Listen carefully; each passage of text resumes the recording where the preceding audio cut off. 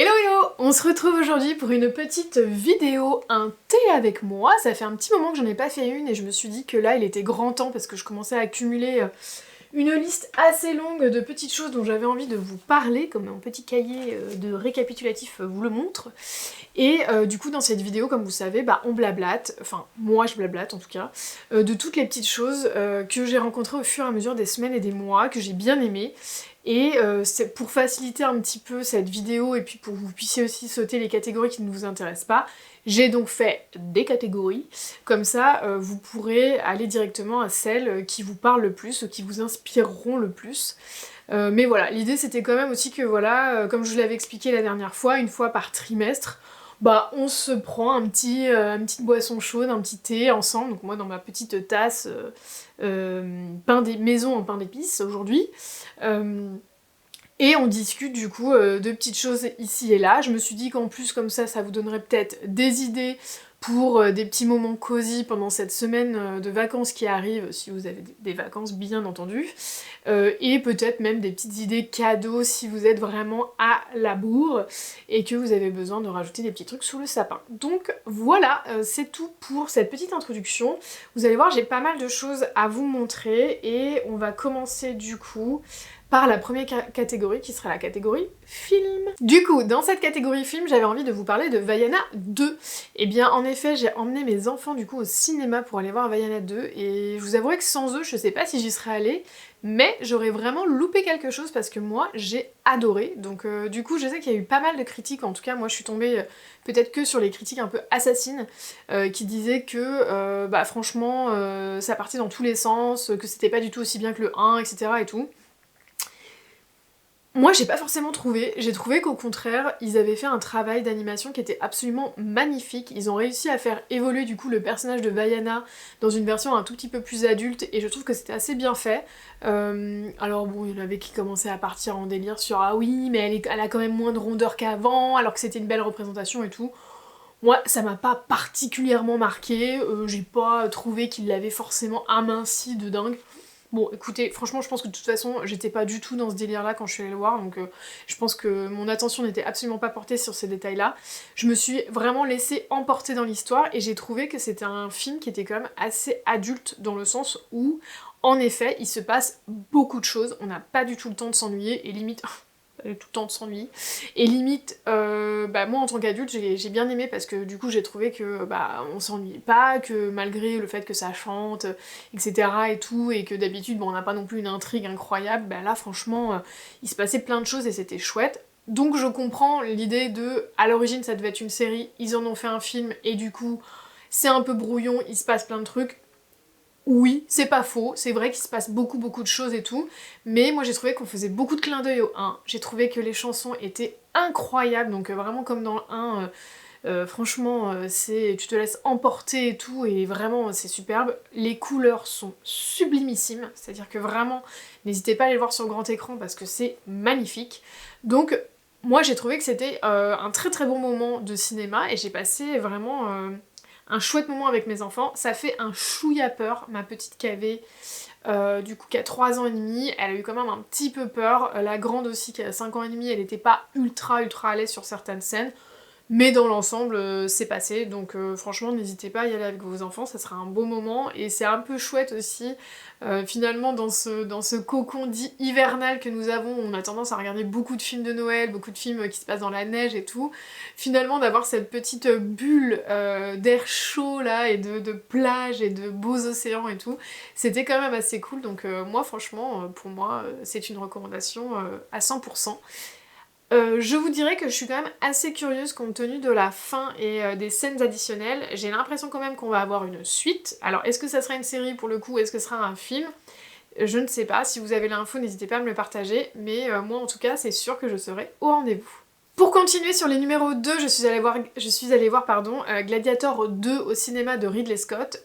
Du coup j'étais hyper curieuse puisque Gladiator numéro 1 a été mon film préféré pendant des années et des années et des années.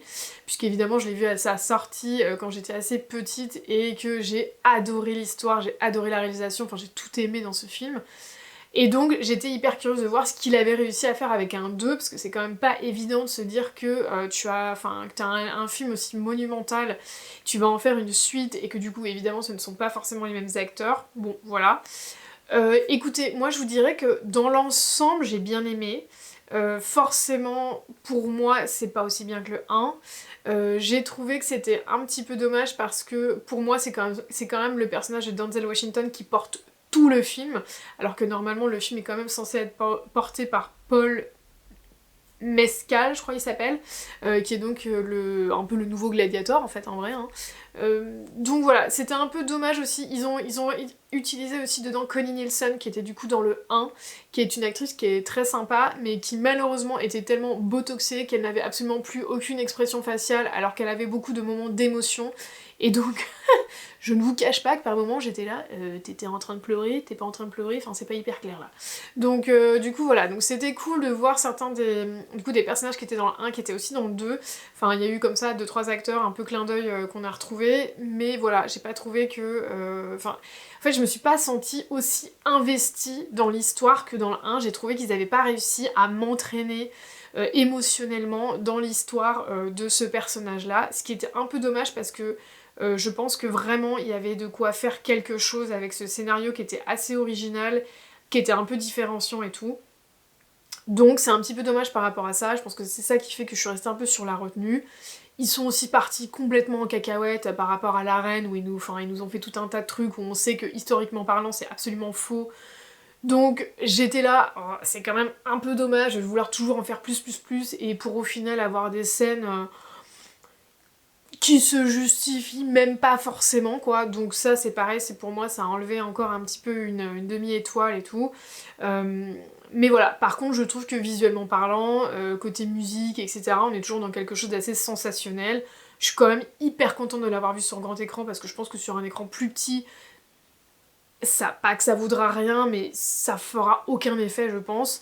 Donc voilà, donc pour le côté visuel, pour l'esthétique, le côté vraiment photographie du film, le côté aussi ambiance, il y a vraiment des choses que j'ai trouvées très visuelles, j'ai bien aimé en fait les combats du départ et tout, que j'ai trouvé très forts visuellement, etc. et tout, c'était pas mal. Après, voilà, peut-être qu'ils ont essayé de mettre trop de choses, peut-être que, voilà, comme je vous dis, on n'a pas mis assez l'accent sur l'histoire personnelle du personnage principal qui faisait que on aurait été vachement plus avec lui dans son histoire.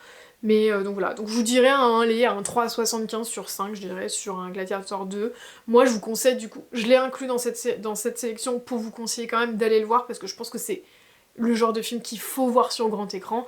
Après voilà, ça sera pas le film de la fin d'année et de l'année clairement, mais voilà, contente de l'avoir vu. C'est clair que comparativement à un Dune 2,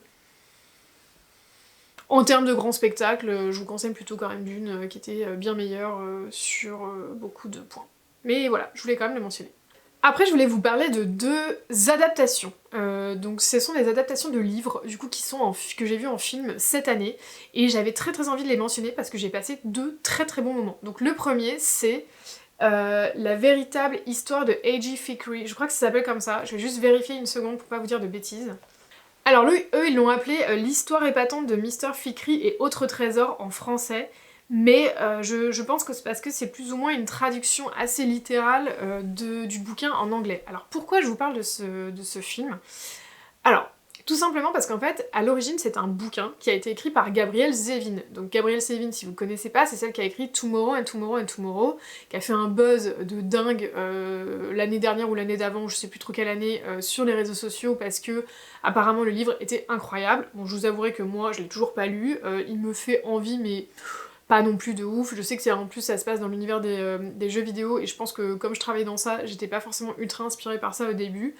Maintenant que je n'y travaille plus, j'ai envie d'y retourner, donc ça me fait bien envie. Mais bon, on s'écarte du sujet. Le sujet, c'est l'incroyable histoire de Mr. Fikry. Donc sur TikTok et sur Booktube, on l'avait énormément passé sur les chaînes américaines parce que je pense que justement les nénettes se disaient bah Tomorrow, Tomorrow, Tomorrow, trop bien, donc j'ai envie de lire d'autres bouquins de Gabrielle Zevin, et se sont du coup tournés vers cette histoire-là, mais qui est quand même parue il y a hyper longtemps, parce que moi je l'ai lu en 2017 en français. donc ça avait dû être paru encore avant en anglais. Mais je vous le conseille 1000 fois. En français, ça a été traduit par La Librairie de Lille, qui est une histoire extrêmement émouvante. C'est un livre qui n'est pas très gros, mais moi c'est un livre qui m'a bouleversée. Et je vous dirais que le film était quand même une bonne adaptation. C'est loin d'être aussi bien que le bouquin, mais c'était avec des acteurs qui étaient bien choisis. Et du coup, j'ai passé un bon moment, j'ai trouvé que c'était un petit film tout mignon. C'est avec Lucy Hale notamment, qui est une actrice que j'aime beaucoup, qui fait beaucoup comme ça de petits films un peu mignons, et souvent des adaptations d'ailleurs de romances. Et vraiment, je trouve que ça reste une bonne actrice et c'est un petit peu dommage qu'on lui donne pas des rôles plus conséquents. Et encore une fois, dans celui-ci, elle était vraiment à croquer. Donc dans l'histoire de la librairie de Lille, on va suivre du coup la vie de A.G. Fikry, qui est donc un libraire qui malheureusement a perdu sa femme et donc est en pleine dépression nerveuse et passe son temps à picoler et à être hyper désagréable avec tout le monde. Jusqu'au jour où il va faire la connaissance notamment du coup de Amelia, qui est donc cette jeune femme qui est jouée par Lucy Hale, qui est une représentante d'une maison d'édition, et qui va venir lui parler d'un bouquin, etc. et tout. Ça va un peu commencer à le sortir de sa torpeur, on va dire. Et va lui arriver aussi un fait absolument incroyable, c'est que va être déposée finalement dans sa librairie une enfant de 2 ans et quelques, avec un petit mot accroché à son doudou ou à son sac, je me souviens plus, qui dit bah écoutez, j'ai envie que ma fille soit élevée au milieu des livres, je pense que c'est le bon environnement pour elle, donc je vous la confie parce que vous avez l'air voilà, de pouvoir vous en occuper. Autant vous dire que A.G. Fikry, vu de la dépression nerveuse dans laquelle il est ces temps-ci, c'était pas du tout au programme de s'occuper d'une enfant. Et du coup, je ne vous en dis pas plus parce que comme je vous dis, c'est un petit livre, il faut que vous le découvriez. Et vraiment, c'est un de mes livres, mes favoris ever. C'est-à-dire que vraiment, c'est un livre qui m'a laissé une trace et une marque, mais vraiment indélébile. Je voulais vous le mentionner, donc l'adaptation était vraiment très mignonne, mais donc que vous lisiez le bouquin ou que vous regardiez le film, peu importe l'ordre, faites les deux, parce que vraiment c'est très très beau, et donc je vous le conseille 1000 fois. Dans un tout autre registre, je vous parle aussi d'une adaptation. Alors il s'avère que moi quand j'ai vu le film, je ne savais pas que c'était un bouquin. J'étais un peu déçue du coup parce que je pense que j'aurais aimé le lire en livre parce que j'arrêtais pas de me dire mais ça ferait tellement un livre trop bien. Bravo, bravo. Bien oui, parce qu'en fait c'est un bouquin, ça s'appelle du coup Love Again, donc dans l'adaptation de Sophie Kramer, donc je vous mettrai du coup forcément des petites photos et tout. Ça a été fait en film avec Priyanka Chopra Jonas et Sam Heughan. Donc Sam Heughan, si vous connaissez pas, c'est celui qui joue dans Outlander. Donc forcément, et il y a Céline Dion. Donc forcément, j'ai vu ça, j'ai fait mais en fait il faut que je le voie ce film. Et vraiment, je vous le conseille 1000 fois. C'est le genre, vous savez, de petite romance qui est sur, ces temps-ci sur Prime Video. Donc c'est le genre de truc qu'on voit passer, on se dit oh là là, vas-y, c'est sur Amazon Prime, ça va être une daubasse, je vais perdre mon temps et tout. Et en fait, j'ai trop aimé. J'ai trouvé que ça ressemblait vraiment aux romances. Mais vous savez, les rom-coms qui font du bien, enfin vous passez 1h30, vous passez un trop bon moment, vous riez, vous pleurez, vous tombez amoureuse, c'est trop mignon, on est trop pris dans l'histoire et tout, enfin vraiment je vous la conseille 1000 fois parce que moi, je me la suis louée, à tel point j'ai aimé, je pense que je vais me l'acheter pour pouvoir me la refaire, tellement j'ai adoré. Bon là écoutez, pour le coup ça vaut pas le coup parce que là maintenant elle est en accès libre sur Amazon Prime Vidéo, donc n'hésitez pas si vous savez pas quoi regarder pendant vos vacances, si vous avez envie d'une petite romance, mais foncez, c'était trop bien. On va suivre du coup l'histoire d'une jeune femme qui est illustratrice, donc forcément évidemment j'étais un peu genre ah trop bien, trop bien. Qui malheureusement a perdu son fiancé, je crois que c'est son fiancé ou son copain, d'une façon vraiment très très brutale et très tragique. Et elle a vraiment du mal à s'en remettre. Et elle va un jour, en pensant que ça va être un bon système de cope, enfin de deuil, enfin d'avancement dans son deuil, lui écrire en fait un texto. Et elle va recevoir une réponse. Parce que finalement, pour une histoire un petit peu rocambolesque que je vais pas vous donner parce que sinon je vais vous spoiler tout le début du film et c'est vraiment un peu dommage. Mais voilà, elle va commencer à lui écrire, elle va recevoir une réponse et ça va l'aider finalement un peu dans son deuil à avancer, etc. Et elle va faire aussi du coup la connaissance d'un jeune homme, enfin d'un mec qui s'appelle, je sais plus comment il s'appelle, mais qui est journaliste et qui lui est en train d'écrire un papier sur Céline Dion et sur les chansons d'amour de Céline Dion. Donc franchement, je sais que comme ça paraît complètement what the fuck, et c'est un peu what the fuck pour être honnête, mais c'était tellement chou. Enfin vraiment, n'hésitez pas, Love Again, foncez, moi j'ai trop hâte de le revoir et là je pense que cet après-midi, je me fais ça mais sans hésitation. On a fini pour la catégorie film, donc je bois un coup parce que je n'en peux plus. Ça fait déjà 15 minutes que je blablate, autant vous dire que cette vidéo va durer 20 heures, mais bon écoutez c'est pas grave. Ensuite j'avais envie de vous faire une micro parenthèse téléfilm. Oui, parce qu'évidemment, comme c'est la période de Noël, je ne pouvais pas vous parler des téléfilms de Noël, donc cette année j'en ai regardé 3 de nouveau. Il y en a un autre que j'ai prévu de regarder, mais que du coup j'ai pas encore vu, donc je pourrais pas vous faire un retour dessus. Donc celui que j'ai regardé et que j'ai beaucoup aimé, c'est Our Little Secret, avec Lindsay Lohan et le mec qui était dans Pretty Little Liars. Je suis désolée, je n'ai pas retenu son nom de famille, je vous le mettrai. Qui est fort sympathique et fort séduisant et que j'étais très contente de retrouver d'ailleurs dans ce film. Et je vous dirais que j'ai passé un trop bon moment, j'ai bien rigolé, j'ai trouvé que ça avait ce bon niveau de comédie romantique un petit peu loufoque de Noël, mais en même temps assez mignonne et tout. Ça parle de deux personnes en fait qui étaient amoureux quand ils étaient ados, mais c'était tout simplement pas le bon moment pour eux par rapport à leur vie, par rapport à ce qu'ils étaient en train de vivre, etc.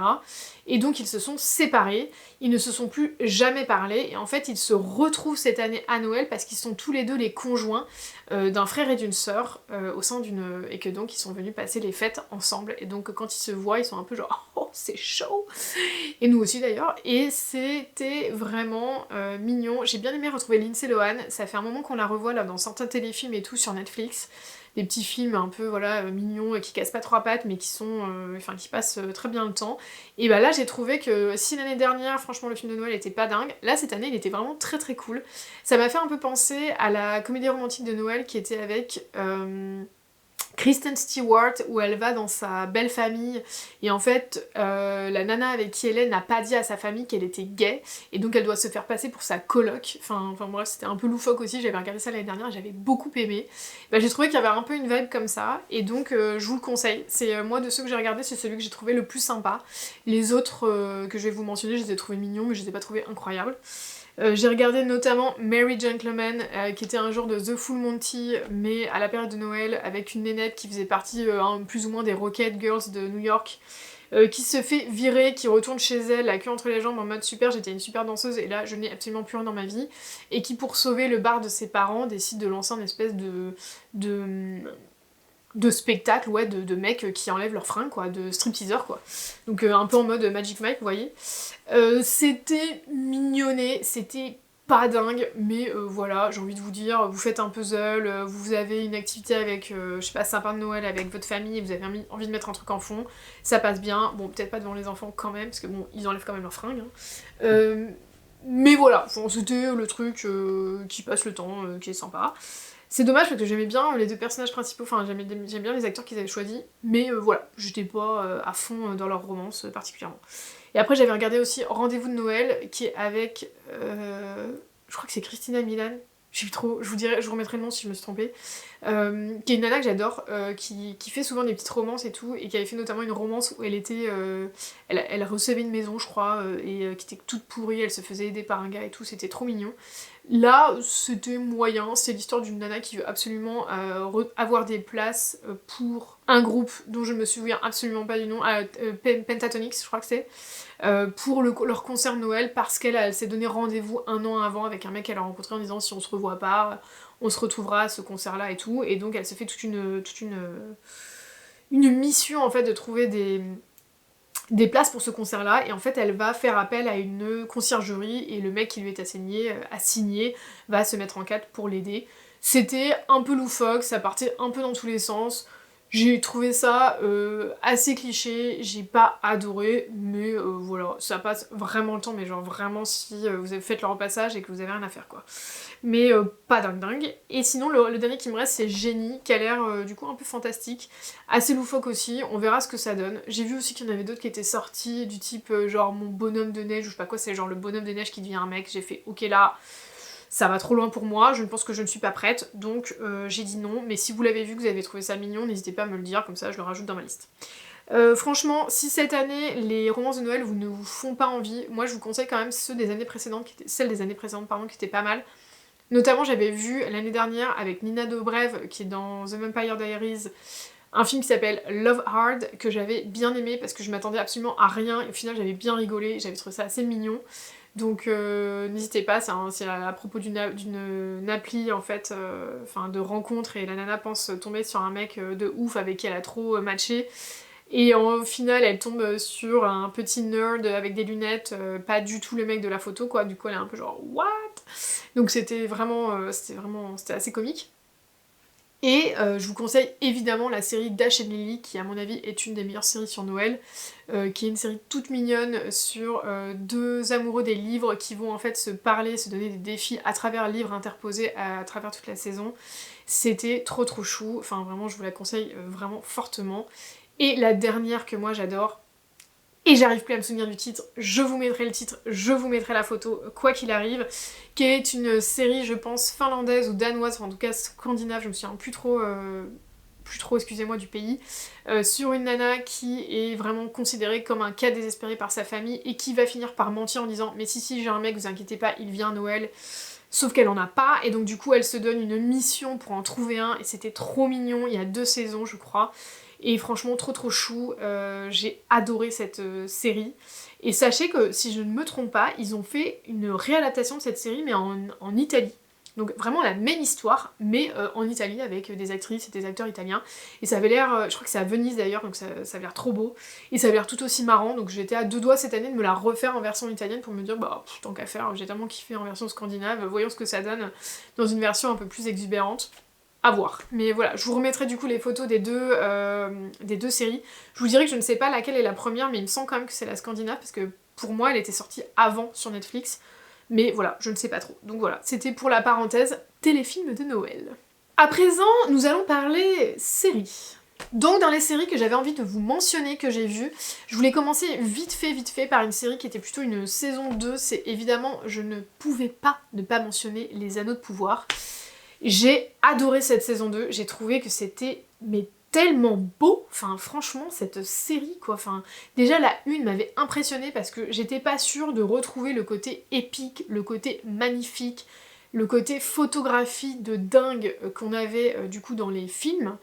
Et vraiment, j'avais été mais tellement pas déçue, enfin, j'avais trouvé que l'histoire était hyper intéressante, j'avais adoré le fait qu'on ait plein de personnages, etc. Et que ça a ce côté aussi qu'on a dans le film en fait, où on suit finalement tous les personnages à travers leur quête à chacun. Et vraiment, j'avais trop aimé quoi, donc j'étais tombée en amour sur le personnage de Galadriel, et c'était toujours le cas dans la saison 2. Et voilà, bon, j'ai kiffé, enfin franchement j'étais trop impatiente de voir les épisodes, j'ai trouvé que c'était magnifique, j'ai adoré l'histoire, franchement j'ai tout aimé. Je pense que je ne suis absolument pas objective sur cette série, il y a certainement plein de défauts, plein de trucs que les amoureux du bouquin diront ah ouais non mais franchement c'était pas comme ci, comme ça, machin, peut-être, mais je m'en fous, c'était vraiment trop bien, donc moi je vous la conseille, si vous n'avez pas encore donné sa chance aux Anneaux de Pouvoir, n'hésitez pas.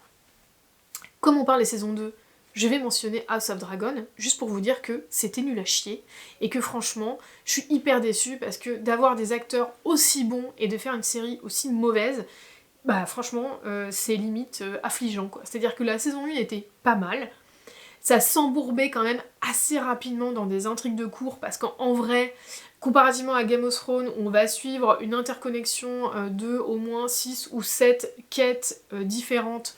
Bah là en fait il y a quand même qu'une seule quête majeure, et donc bah, on tourne vite autour du pot quoi.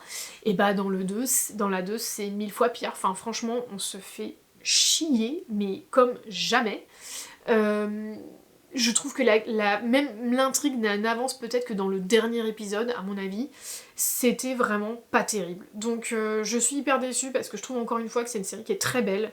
J'aime beaucoup l'esthétique qu'ils ont donnée, que je trouve être limite un peu plus dark que Game of Thrones, même si on a moins de côté un peu sexuel, trash, machin, ce qui est peut-être pas plus mal, ça fait un peu moins genre grand spectacle pour pas grand chose.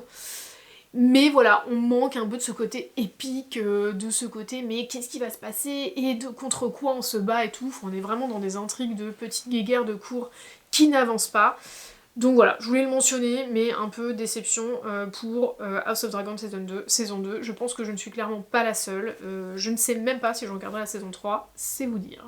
Sinon, dans mes découvertes, alors juste pour une petite micro-parenthèse sur les fins de saison, je me suis quand même fait la fin, enfin, de Viking Valhalla, qui est une série que soit dit en passant, j'avais vraiment bien aimé, parce que bon, j'avais adoré la série Viking, donc forcément, ils nous font un petit spin-off, j'étais contente. Je trouve que c'est une série qui est toujours aussi intéressante côté costume, etc. et tout. En revanche, j'ai été vachement moins séduite par la fin, parce qu'en fait, il n'y a pas de fin, donc j'étais un peu deg. Apparemment, la saison a été plus ou moins coupée, enfin arrêtée, parce qu'ils avaient décidé de pas faire de saison après.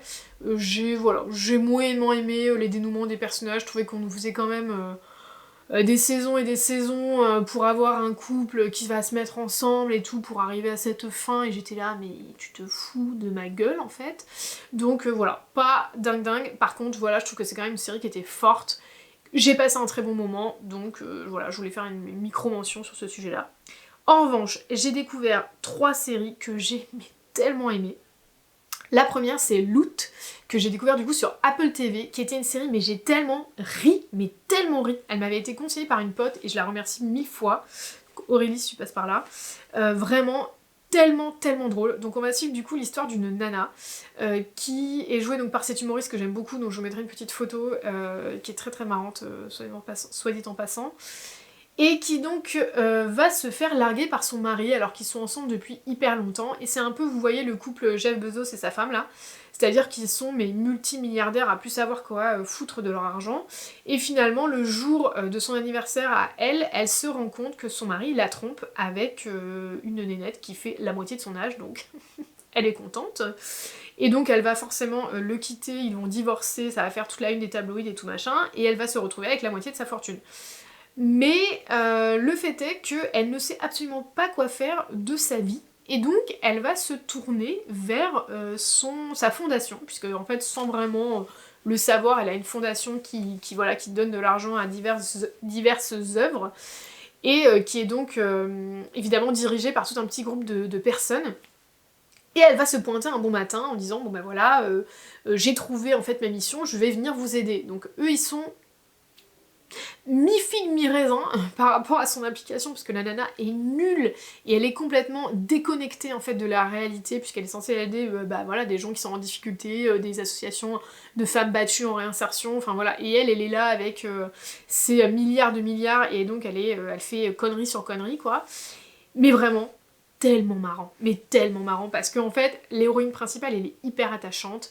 Le petit groupe comme ça de personnes avec qui elle doit faire affaire, avec qui elle va bosser en fait, plus ou moins au quotidien, tellement mignon, tellement drôle et tout, c'est hyper décalé, je vous conseille 100 fois si vous avez vraiment envie de vous taper des bonnes barres de rire, mais Loot sur Apple TV, mais n'hésitez pas, tellement drôle. Ensuite, dans un registre qui n'a mais absolument rien à voir, et je pense que pour le coup, si vous êtes passé à côté de cette série, je ne sais pas comment vous avez fait, parce qu'elle était absolument partout pendant un moment, c'est Nobody Wants This avec Kristen Bell, si je ne me trompe pas, et un acteur dont malheureusement je ne me souviens pas le nom, qui était dans The O.C., je crois.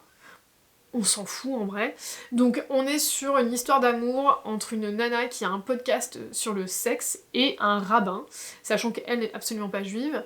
Et donc on va suivre du coup au fur et à mesure des épisodes, qui sont assez courts d'ailleurs, j'aime bien ce format, à chaque fois un thème un peu sur leur histoire d'amour. Et en fait ce que j'ai adoré, c'est que vraiment ça prend son temps. Donc on est vraiment sur la construction de leur couple. Et j'ai trop kiffé. À la fois j'ai tellement ri, enfin vraiment, il y a eu des épisodes j'en pleurais de rire quoi. À la fois j'ai trouvé ça trop mignon, à la fois mon cœur était transporté émotionnellement dans cette histoire, mais de fou. Enfin vraiment, j'ai kiffé. J'ai qu'une hâte, c'est d'avoir la saison 2, donc je suis trop contente parce qu'elle a été commandée, et même ils sont déjà en train de réfléchir à ce qu'ils vont faire pour la saison 3, donc je suis ravie. En plus, ce que j'ai trouvé trop mignon, c'est qu'a priori, si j'ai bien compris, la scénariste, en fait, a écrit plus ou moins sa propre histoire avec son mari. Donc du coup, je me suis dit, mais en plus, c'est un peu plus ou moins une histoire vraie et tout, donc trop. J'ai été interrompue parce que, évidemment, ma caméra, toutes les 30 minutes s'arrête, c'est très énervant. Donc voilà, trop bien, j'ai kiffé, j'ai trop aimé, donc comme je vous disais, savoir que c'était plus ou moins une histoire vraie et tout. J'ai trouvé que l'alchimie entre les deux personnages principaux, Mamma Mia, ils étaient tellement bien choisis. Je ne sais pas d'où ce Mamma Mia sortait, ne m'en voulez pas. Mais vraiment, ils étaient trop bien choisis, c'était trop bien, enfin... Rien à dire, enfin j'ai rien à dire, c'était trop cool, les personnages secondaires sont trop cool. J'ai trop aimé sa dynamique familiale à elle, c'était hyper intéressant. J'ai trop aimé sa dynamique familiale à lui parce que je me suis dit ah ouais c'est quand même pas évident.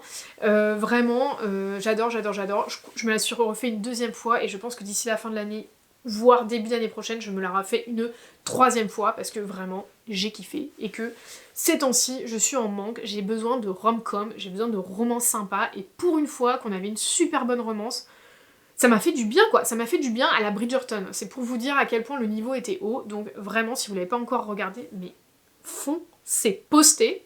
La dernière série dont j'avais envie de vous parler, ça n'a encore une fois absolument rien à voir avec les autres. Il s'agit de Those About to Die, qui est donc sur Amazon Prime. C'est une série sur la Rome antique, c'est un genre de mix entre Spartacus et Rome.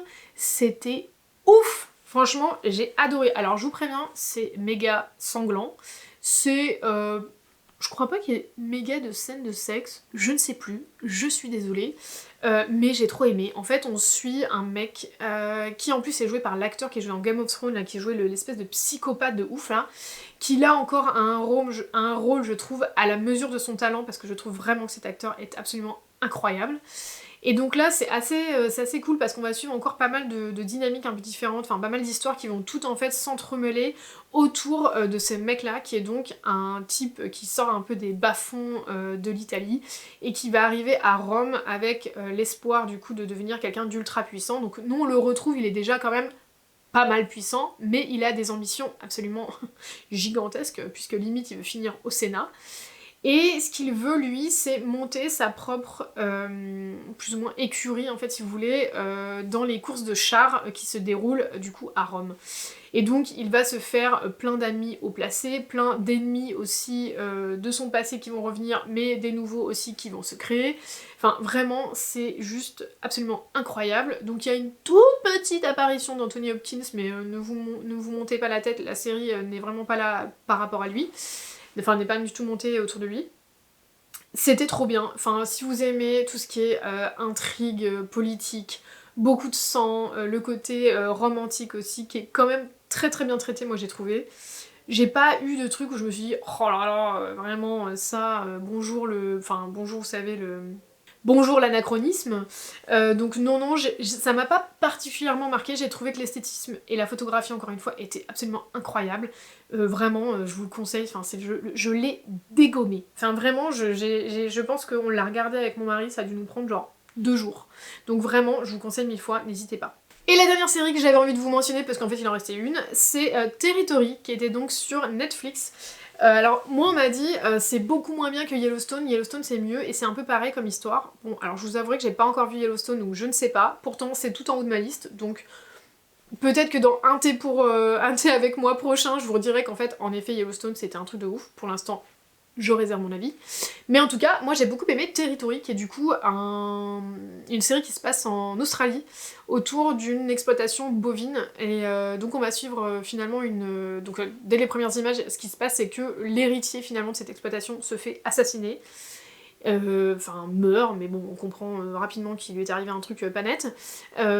Et va s'en suivre en fait tout un tas de problématiques autour de mais qui va reprendre du coup l'exploitation puisque c'était censé être lui, plein d'histoires de famille un peu à la Dallas là, ils s'entendent pas, machin, tout le monde se fait la guerre, nanana, mais en même temps il y a pas mal d'argent en jeu, il y a toute une histoire aussi évidemment avec le peuple aborigène, la façon dont ils sont traités, la façon dont sont exploitées du coup les terres qui finalement appartiennent à leurs ancêtres ou aussi ont une forte connotation religieuse pour eux. Donc voilà, c'est hyper intéressant, moi j'ai adoré, j'adore de toute façon tout ce qui se passe en Australie, je ne sais pas pourquoi, dès qu'il y a une série là-bas, je suis genre comme une dingue. Donc vraiment j'ai kiffé, et pareil, je pense qu'on l'a regardé en 2 fois, les 6 épisodes qui durent chacun 1 heure, c'est pour vous dire à quel point on a kiffé. Donc je pense qu'à mon avis Yellowstone on va aimer si c'est un peu le même délire. Après là il y a quand même la tenance, comme je vous disais, australienne qui fait que voilà, enfin il y a le côté peuple aborigène et tout machin et tout, enfin moi c'est quelque chose qui me prend pas mal au trip, donc je ne sais pas si côté Yellowstone on aura ça, je vous dirai.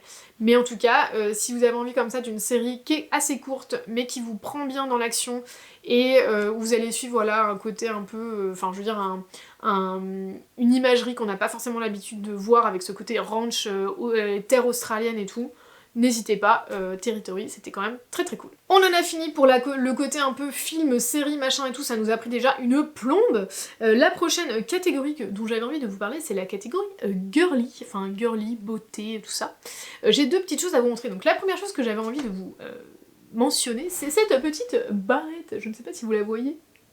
Mais voilà, je me suis acheté du coup dans le magasin Le Petit Souk une série de barrettes, comme dirait ma fille, qui ont la forme de chien saucisse. Donc c'est-à-dire ce sont des teckels. Et je suis tombée en amour en fait devant ces barrettes. Je ne sais pas comment vous expliquer, mais j'ai adoré le fait qu'elles aient un côté ultra décalé, un peu enfantin, un peu drôle, un peu anglais. Et voilà, depuis, je me fais une joie de les porter parce que vraiment, je les trouve trop mignonnes. Donc la marque, en l'occurrence, s'appelle Roudoudou. Donc pareil, on est quand même en train de se dire qu'on est dans un truc très très cute. Et en fait, ils font plein de trucs qui sont vendus du coup par Le Petit Souk. J'ai pas réussi à retrouver un site en propre à eux, donc je ne suis pas sûre qu'ils en aient un. Donc en tout cas, vous le trouvez dans cette chaîne de magasin-là, qui, soit dit en passant, est une chaîne trop cute si vous cherchez des trucs pour les enfants, vous n'avez pas d'idée et tout, mais allez là-bas, forcément vous allez repartir avec quelque chose, j'en suis certaine. Et ils font des chaussettes, notamment avec marqué Bichette, que j'ai trouvé tellement mignonne. Ils ont une casquette Chiquita avec des bananes. Je pense que c'est mon prochain achat. Vraiment, ils ont voilà, tout un tas de petits trucs comme ça. J'ai vu qu'ils avaient des barrettes chiens, un peu comme Coucou Suzette, vous voyez, c'est un peu le même univers. Et voilà, un peu décalé, drôle, coloré, enfantin et tout. Vraiment, coup de cœur vraiment, pour cette marque. Donc n'hésitez pas, en plus les prix sont pas, je dirais pas que c'est pas cher, mais c'est pas non plus déconnant. Donc si vous voulez faire un petit cadeau comme ça à une copine, un copain, qui aime bien ces trucs un petit peu voilà, hors norme, et que vous avez envie d'un truc un peu original et mignon, bah écoutez, Roudoudou, côté Le Petit Souk, je vous conseille 1000 fois, je vous mettrai des petites photos et tout, vraiment en amour. Et moi voilà, j'ai mes petites barrettes chien saucisse. Dans un tout autre registre, mais toujours dans la catégorie girly, j'avais envie de vous parler de la marque Typology, ou Typology, je ne sais pas trop comment on prononce. Voilà, donc c'est la partie soins. Donc moi, je suis une grosse fan de soins pour le visage. Alors, je suis pas une très grosse spécialiste en termes de maquillage, c'est pas tellement ma cam. J'ai genre 3-4 produits, et en fait, du moment que ça fait le taf, je suis très contente. Mais voilà, enfin, vous me verrez jamais m'extasier en me disant oh là là, ce blush, ce machin et tout, parce qu'en fait j'y connais rien. En revanche, les soins, c'est vraiment mon truc. J'adore avoir voilà, mon petite routine de matin, ma petite routine du soir et tout, machin et tout. Et ça faisait un moment que je cherchais une crème qui serait notamment respectueuse de l'environnement, de ma peau, de machin. Enfin en gros, j'ai une crème où j'aurais pas genre une liste à rallonge d'ingrédients chelous qui serait du coup hyper mal notée sur toutes ces applications que vous avez du genre Yuka là. Et à la fois qui fasse vraiment le taf, parce que c'est souvent ça qui pêche, c'est-à-dire que j'avais du mal à trouver une crème de jour qui ferait les deux, qui ferait le côté à la fois respectueuse et à la fois ultra hydratante pour ma peau qui est toujours en mode je vais mourir. Donc voilà, bah, écoutez, j'ai trouvé avec Typology, et ce que j'ai trouvé très cool, c'est qu'en fait quand vous allez sur leur site, vous avez tout un questionnaire que vous pouvez remplir, où vous allez parler en fait finalement de vos besoins et de vos problèmes de peau. Donc vous allez dire, je sais pas, j'ai des rougeurs, je cherche un truc parce que j'ai la peau grasse, j'ai la peau sèche, j'ai la peau pas hydratée, machin, nanana, enfin vous allez voir, c'est tout un tas de questions assez claires. Et en fait après ils vous proposent une routine beauté en fonction de vos besoins. Donc franchement j'étais hyper sceptique, parce que j'étais là genre ok tu m'as posé 10 questions et tu penses que tu sais tout de suite ce qui est bon pour moi. Mais écoutez, je me suis dit, bon, franchement, les prix sont pas déconnants, parce qu'on est quand même sur des crèmes de jour qui sont aux alentours d'une trentaine d'euros. Je trouve que franchement, comparativement à ma crème Clarins qui me coûtait maintenant 75 balles, autant vous dire que j'étais quand même très contente. Et ultra satisfaite du résultat. C'est-à-dire que, donc ça je vous montrerai une photo, ça se présente sous la forme d'un tube en alu, enfin vraiment, côté packaging, il n'y a pas de quoi s'éclater. Pourtant, ça a quand même envoyé dans une petite boîte, c'était assez joli, avec quelques petits échantillons et tout, donc j'étais assez contente. Et vraiment, hyper contente du résultat. Enfin vraiment, je trouve que la crème est vraiment ultra adaptée à mes besoins. Au début, j'étais pas hyper convaincue parce que ça sentait l'argan, donc vous voyez, vous dites pas genre ça sent trop bon et tout, j'ai trop hâte de mettre ça. J'étais un peu genre ok ça sent l'argan, bon très bien. Mais vraiment j'ai halluciné, j'ai trouvé que ma peau mais, était tellement bien depuis que je le mettais, donc du coup je voulais vous conseiller. Alors je vous conseillerais pas forcément ma crème, puisque comme je viens d'expliquer, l'idée c'est quand même que vous fassiez le questionnaire et que du coup vous ayez une crème adaptée à votre besoin, mais vraiment je vous conseille cette marque parce que déjà du coup j'ai vérifié derrière, ma crème elle est notée 19,1 par INCI là, vous savez alors ou INCI, je sais pas comment on dit, l'application là qui note tous les cosmétos et tout, donc j'étais trop contente. Et vraiment j'en suis mais ultra satisfaite, comme je vous dis j'ai retrouvé un grain de peau qui est vraiment bien et je trouve que ma peau, j'ai l'impression que ça forme vraiment comme une barrière par rapport à ma journée et voilà, donc je suis très contente, donc je vous parle de ça. Franchement j'ai envie d'essayer plein de produits de cette marque. Je vous dirais que j'ai essayé un sérum qui était un sérum repulpant que j'ai honnêtement pas trouvé dingue du tout et que je ne vais pas racheter, mais la crème de jour, pépite. Donc là ce que j'ai envie de tester chez eux c'est le soin teinté qui est un genre de fond de teint liquide qui a l'air très cool mais que voilà, qui a l'air, enfin moi que je trouve sympa parce qu'en fait moi j'aime bien mettre mon fond de teint dans ma crème de jour, donc j'aime bien mettre une goutte, mélanger et ensuite poser et pas être là avec 12 000 poudres, contouring machin et tout, enfin moi déjà dès qu'il y a plus de une ou deux étapes ça me saoule. Donc là, ce soin teinté a l'air vraiment cool. Ils ont un illuminateur qui a l'air trop mignon aussi, qui a l'air d'avoir des paillettes et tout. J'étais là, oh ça a l'air trop beau. Un peu nacré. Et ils ont une huile pour les lèvres aussi qui a l'air sympa, que j'avais envie de tester. Donc voilà, ils ont 2-3 produits comme ça que j'avais bien envie de tester. Je pense que j'essaierai aussi un autre sérum de chez eux parce que celui que j'ai testé, j'ai pas kiffé. Mais voilà, peut-être qu'il y en a d'autres qui sont sympas. En tout cas, la marque Typology, je vous conseille. Si vous hésitiez, n'hésitez plus. C'était tout pour la catégorie girly. Donc vous voyez, il n'y a pas trop de choses, mais... Écoutez, on va passer du coup à la catégorie T. Du coup, pourquoi je vous parle de la catégorie T, sachant que moi je suis une énorme fanat de Daman Frères et que je pense que ça fait des années que je ne bois plus que ça. J'avais essayé Palais d'été et j'ai pas aimé, hormis leur Earl Grey thé vert que je trouve très bien, le reste c'est pas les notes que j'aime, je trouve que leur thé a tendance à être un petit peu fadasse, désolée. Hein. J'ai testé Couche Miti que j'ai pas non plus adoré. Pareil, je trouve que parfois leurs alliances sont un peu trop délire, donc il y a genre 2 thés que j'aime bien chez eux, ça doit être le Anastasia et leur collaboration avec Ducasse, qui est un thé blanc à la framboise et à la rose que je trouve absolument incroyable. Mais sinon le reste, vraiment pas ma came, il y a trop de pêche partout, trop d'ananas. Moi alors le thé dès qu'il y a de l'ananas, autant vous dire que c'est mort. J'avais testé aussi Mariage Frères, mais que je trouve un peu trop classique, on se fait vite chier.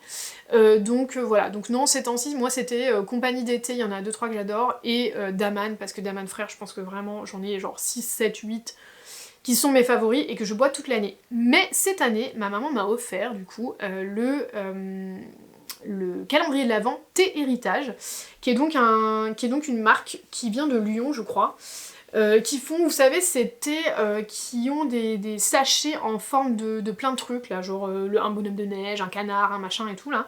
Vous avez certainement dû les voir passer sur Instagram. Et donc j'avais très envie de goûter leur thé, mais voilà, enfin, je trouve que c'est toujours compliqué en fait de goûter un thé parce que ça se trouve on va en prendre un, ça va pas être ouf et on va se faire toute une idée de la marque. Enfin franchement les thés il faut vraiment en goûter genre 6-7 pour vraiment avoir une bonne idée de la maison quoi. Et donc je m'étais dit bah trop bien, le calendrier de l'Avent en fait c'est trop le bon moyen de savoir si j'aime ce qu'ils font quoi. Et je vous dirais qu'au début j'étais pas méga emballée parce qu'ils font énormément de rooibos. Donc de rooibos, je sais pas trop comment on dit. Et donc j'ouvrais une cage, j'ouvrais 2 cages, j'ouvrais 3 cages et j'avais que ça. Et sachant que moi c'est pas une forme de thé que j'aime. Donc pour info le rooibos c'est un thé qui je crois vient d'Afrique du Sud si je dis pas de bêtises. Et qui est un thé déthéiné mais qui a une espèce d'arrière-goût un peu acide. Et donc qui vient toujours un peu teinter le thé de cette acidité là que moi, bon j'aime bien l'acidité, hein, je suis pas trop de problème avec ça, mais dans le thé, pas fan. Donc du coup à chaque fois que j'ouvrais une cage j'étais là, encore un rooibos, encore un rooibos. Bon ça a quand même le bénéfice de pouvoir être bu à n'importe quel moment de la journée et je crois en plus que ça n'affecte pas les taux de fer donc c'est plutôt pas mal. Mais voilà, j'étais pas ultra fan. En revanche, méga surprise, parce qu'en fait chez eux, il y en a plusieurs que j'ai trouvé mais ultra bons. En fait je pense qu'ils ont vraiment pris le parti pris, fait un choix, enfin pris le parti pris, je ne suis pas sûre que ça se dise comme ça mais peu importe. De voilà, arrondir en fait les notes autour du rooibos qui font que c'est ultra gourmand et que c'était ultra bon. Du coup moi j'avais envie de vous en citer 4 que j'ai énormément aimé. Ils ont fait du coup un thé vert là pour le coup violette framboise. Une tuerie, enfin franchement j'ai tellement kiffé. Je me suis dit mais ça pour le matin c'est tout doux, c'est comme on aime, c'est genre le petit réveil en douceur. Un bonheur. Il y avait un rooibos coco amande. Mais tellement bon, enfin vraiment genre un truc de ouf. Il y avait un thé noir pumpkin chai, mais que je connaissais déjà, que j'avais déjà bu auparavant, qui, si je ne m'abuse, a aussi des espèces de notes de caramel. Ça c'est genre le thé du goûter, mais parfait, enfin franchement je vous conseille 1000 fois si vous n'avez pas goûté. Et ils avaient aussi un rooibos bio des rennes, qui était mais ultra gourmand. Je crois que celui-là aussi, si je me trompe pas, il avait des notes de cannelle. Je vous remettrai un peu les descriptions en haut, comme ça vous aurez exactement les notes et vous serez pas perdus. Oh, mais tellement bon. Franchement, une super bonne découverte parce que je me dis que là, j'en suis à la 18e case. J'en ai encore 3-4 là que j'ai pas encore bu, mais bon, il y a genre un English breakfast que je connais, il y a genre une verveine citron, je sais genre ouais bon voilà ok vous êtes pas foulés. Il y a quand même un espèce de rooibos à la poire. Je suis assez sceptique, mais comme je me suis fait vraiment surprendre par le rooibos, je vais voir et je vous dirai ce que j'en ai pensé.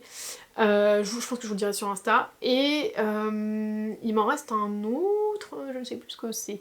Je ne sais plus ce que c'est, mais c'était un truc assez standard, donc voilà. Mais franchement, hyper surprise, parce que déjà, pour le moment, j'ai eu aucun doublon, il me semble. Donc ça, c'est plutôt cool, parce que bon, de temps en temps, vous savez, sur les calendriers avant, ils en font 12, et après, ils vous remettent les 12 mêmes. Tu diras, c'est super. Non, là, j'ai l'impression que ça a l'air d'être 24 différents, enfin, on va voir, mais pour l'instant, j'ai pas de doublon. 18 sur 24, c'est déjà pas mal. Et franchement, ces 4-là, mais une réussite. Donc vraiment, moi, je suis contente d'avoir découvert cette marque, parce que là, j'ai décidé du coup de me payer les 4 pour cette année, pour, voilà...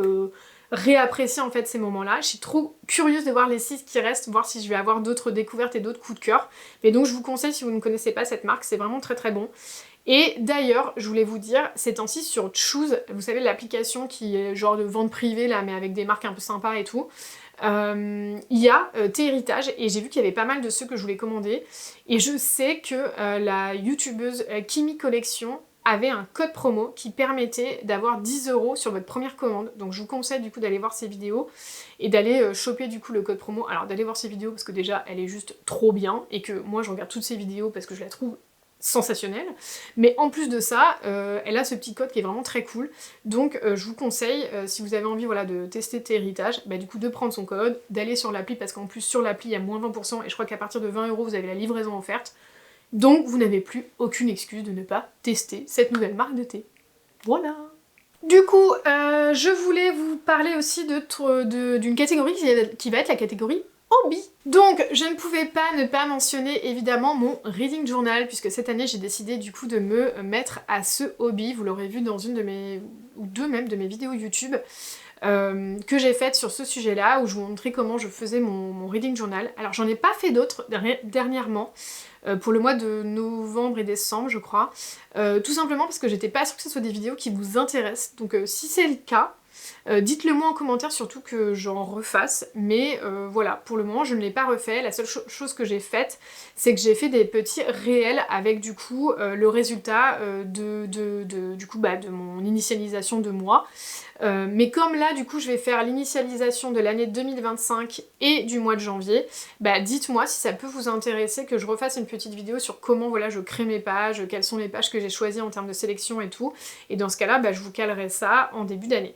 Mais voilà, quoi qu'il en soit, c'est un journal du coup dans lequel j'ai choisi diverses pages, je me suis choisi diverses pages par mois, où je suis des choses comme les livres que j'ai achetés, les livres qui me font envie, je me fais des petites micro-chroniques de tous les livres que j'ai lus, et franchement, c'est trop un bon moment pour moi, ça me vide la tête, c'est trop agréable parce qu'il y a ce côté aussi craftsmanship où on va découper des choses, utiliser ses doigts, coller, faire des agencements, trouver des petits stickers et tout machin. Ça m'inspire de ouf à créer mes propres stickers, donc ça c'est quelque chose que vous verrez certainement en production au cours de l'année prochaine, puisque ça fait partie de mes objectifs de 2025, c'est vraiment de sortir mes premiers stickers, donc vraiment je suis trop contente par rapport à ça, parce que ce hobby-là vient du coup vraiment générer de l'envie par rapport à ce projet. Donc ça c'est plutôt cool. Et puis il y a ce côté aussi où vous mettez sur le papier ce que vous avez vraiment pensé d'un bouquin, et je trouve que ça me permet aussi de vous restituer un peu plus clairement et un peu plus précisément ce que j'ai aimé ou pas aimé dans un livre, et donc voilà, c'est tout bénef. Donc je vous mettrai comme ça, ici et là, des petites photos, des petites vidéos de mon reading journal, mais ça c'est vraiment le hobby que je suis trop contente d'avoir fait cette année et que j'ai trop hâte du coup de continuer pour l'année prochaine. Et ensuite, évidemment, il y a les puzzles, donc je vous mettrai une toute petite capture en haut là, une toute petite vidéo du coup, des 2 puzzles que je me suis acheté cette année, que je n'ai pas encore fait, donc je peux pas vous dire s'ils sont sympas à faire, mais par contre, je suis en pamoison devant cette beauté d'illustration là du Gallison, et l'autre aussi est très sympa, mais alors le Gallison il me plaît de ouf. Pareil, ça me donne trop envie de créer des illustrations pour faire des puzzles, enfin pour que ça devienne pardon des puzzles.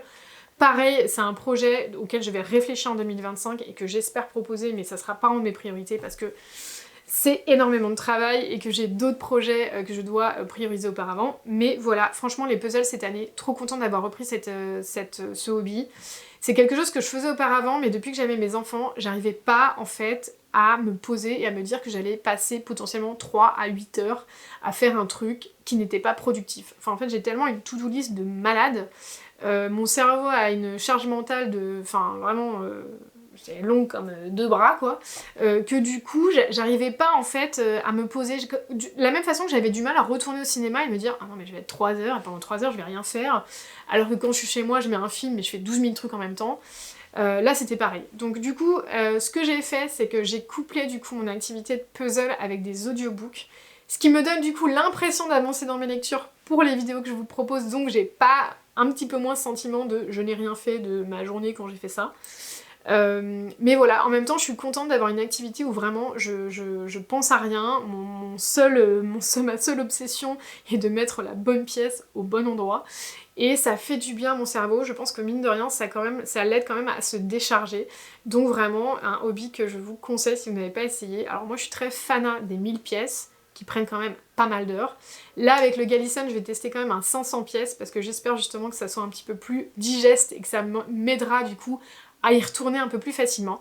Mais voilà, si vous n'avez pas testé, le combo petit thé de Noël, le cookie, évidemment, hein, l'audiobook et le puzzle, franchement, combo garanti, je vous le conseille. Pour la catégorie maison, j'ai juste une petite chose à vous montrer. C'est ces petites coupoles vertes, enfin coupoles, sous-tasses, voilà, que je me suis acheté du coup pour ma bibliothèque, comme je vous avais dit dans mon vlog, mais bon, au cas où vous regardiez pas le vlog, je vous les remonte parce qu'elles sont juste sublimes et que j'en suis absolument folle. Alors, je vous dirais que en termes de sous-tasses, sachant que moi, je n'utilise que des mugs qui sont absolument gigantissimes, ou mots qui n'existent pas, hein, ça loge pas de ouf, donc ça marche pas comme je voulais. Par contre je pense que c'est très cool parce que je bois beaucoup de thé et donc j'ai toujours besoin de quelque chose pour poser ma boule à thé ou mon truc pour infuser quoi. Et donc ça va quand même m'être très utile, mais il va falloir quand même que je me trouve des sous-tasses, vous voyez, dans un format carré un peu plus standard. Mais voilà, je vous en parle, je vous mettrai la petite photo en haut et je vous mettrai le nom tout simplement parce que ça vient d'une petite productrice pardon, qui s'appelle Les Infusettes Illustration sur Instagram, que je vous conseille de suivre 1 milliard de fois. Elle est d'une gentillesse absolue. Elle a un univers autour de l'Angleterre qui est absolument divin. C'est de l'aquarelle, mais c'est de l'aquarelle vive, limite gouache, du coup c'est sublime. Franchement j'adore, c'est cosy, c'est mignon tout plein comme on aime, enfin je ne peux que vous conseiller de la suivre. Elle a sa boutique en ligne qui est ouverte très régulièrement, qui propose des choses qui sont très sympas aussi si vous voulez faire des cadeaux. Notamment, elle proposait aussi des petits... alors j'ai pas eu le temps d'en avoir un, c'est parti à une vitesse folle, mais elle proposait des petits plateaux qui sont tout mignons. Elle propose tout un tas de papeterie et tout, et là elle faisait aussi des calendriers. Moi je m'en suis pris un pour 2025, je suis comme une dingue. Je suis pas sûre qu'il en reste, mais si jamais, bah, n'hésitez pas à vous mettre, à passer une petite tête sur sa boutique. Écoutez, c'est toujours important d'aider les petits producteurs et notamment les artisans et illustrateurs, donc voilà, c'était le petit mot illustration. Et pour finir de cette vidéo qui aura duré 1 heure, et oui, vous aurez passé 1 heure à prendre votre thé avec moi, alors le mien est froid hein, depuis déjà 1000 ans, hein, je vous cache pas. J'avais très envie de partager avec vous chaque thé avec moi une chaîne que j'aime beaucoup. Et donc cette fois-ci j'avais envie de vous parler de la chaîne de Perfect Flow, qui est donc une chaîne YouTube d'une jeune femme dont malheureusement je ne connais pas le nom, qui fait des vidéos et qui notamment lit énormément de fantasy et de romance, mais aussi de high fantasy, et ça c'est très cool parce que c'est pas si commun que ça. Elle lit aussi beaucoup de webtoons et de mangas, donc si vous aimez ça vous allez aussi kiffer. Pourquoi je vous en parle? Parce que franchement, mais je suis addict à sa chaîne. C'est-à-dire qu'en fait, elle fait une vidéo tous les 2-3 jours quand même, donc autant vous dire que côté contenu, on est servi. Et j'adore son ton, elle est toute douce, elle vous présente des livres, à chaque fois j'ai envie de tout acheter, j'ai l'impression qu'elle lit tout ce que j'aime, enfin ça paraît hyper égocentrique comme ça, parce que c'est pas du tout le cas, hein. Mais vraiment, tout ce qu'elle raconte, je suis là genre ah ouais, ah ben je vais l'acheter, ah ouais, je vais l'acheter, enfin vraiment, elle m'a donné envie de lire, mais tellement de bouquins cette année, enfin d'ailleurs je sais pas si je devrais la remercier parce que à mon avis la moitié de mes dépenses est due à cette personne, mais non franchement je vous conseille vraiment parce que je trouve que quand on a vraiment un dévouement comme ça de poster 2 à 3 fois par semaine autant de vidéos d'une très belle qualité qui proposent vraiment des contenus qui sont intéressants, elle fait notamment par exemple des vidéos qui sont super cool sur toutes les sorties à venir. Oh là là, à chaque fois je suis là genre trop bien, ça me permet de noter tout ce que j'ai envie de lire et tout dans les mois qui viennent. Vraiment voilà, je vous la conseille 1000 fois, si vous la connaissez pas, allez suivre son compte, elle est top. Donc voilà, big love pour The Perfect Flow. C'est tout pour ce thé avec moi, écoutez je pense qu'on a fait le tour des milliards de trucs dont j'avais envie de vous parler, je pense que la prochaine fois j'attendrai pas aussi longtemps, ça permettra de pas avoir genre 12 milliards de trucs à vous raconter. Mais là voilà, j'avais pas mal de choses que j'avais envie de partager avec vous, écoutez ça m'a fait plaisir de passer ce moment-là. J'espère que vous aurez découvert des choses que vous ne connaissiez pas, qui vous font envie. L'idée c'est pas de vous pousser à la consommation, mais c'est plus d'avoir un petit moment partage avec vous qui ne soit pas forcément autour des livres. Donc voilà, j'espère que ce format vous aura plu. C'était donc un thé avec moi pour ce dernier trimestre de l'année. Je vous retrouve donc dans la vidéo prochaine qui sera donc mon vlog sur les romances de Noël. Et puis, qui sera d'ailleurs la dernière vidéo de l'année si je me trompe pas. Et puis, eh bien écoutez, si je ne vous revois pas d'ici là, je vous souhaite un très joyeux Noël. Salut!